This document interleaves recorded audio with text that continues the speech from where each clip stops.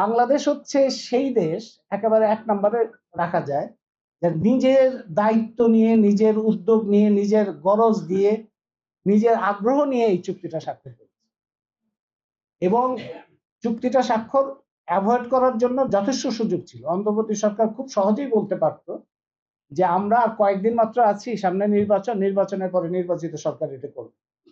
সেটা কিন্তু তারা করেনি। তারা নিজেদের গরজে তাদের কি কি এজেন্ডা ছিল, তাদের কি কি অব্লিগেশন, এটা এখন পর্যন্ত পরিষ্কার হয়নি। এটা পরিষ্কার করতে হবে কি কোন কোন জায়গায় অব্লিগেশন ছিল তাদের, কেন বাধ্যবাধকতা তৈরি হলো যে নির্বাচনের 3 দিন আগে ইউনূস সরকার এবং ইউনূস সরকারের সাথে যারা ছিল এবং এই চুক্তি স্বাক্ষরের সাথে যারা জড়িত ছিল, আসলে আমাদের অনেক সময় মনে হয় যে দুই পক্ষ চুক্তি করছে, টেবিলের এই পাশে এক পক্ষ, আরেক পাশে আরেক পক্ষ।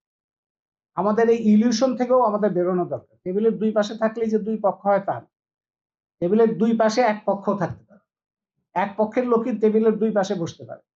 এবং আমাদের দেশে যাদেরকে আমাদের মনে হচ্ছে চেহারা ছবিতে বাংলাদেশি, এরা কোনো বাংলাদেশের লোক না, এরা মার্কিন প্রশাসনের লোক হিসেবে এক পক্ষের লোক। তারা একটা অভিনয় মঞ্চ সাজিয়ে মার্কিন যুক্তরাষ্ট্রের তৈরি করা তাদের কৌশলপত্র কিংবা আদেশপত্র, যুক্তরাষ্ট্রের সাম্রাজ্যবাদী আগ্রাসনের কৌশলপত্র, এবং এটা বাংলাদেশের জন্য আদেশপত্র। সেই আদেশপত্র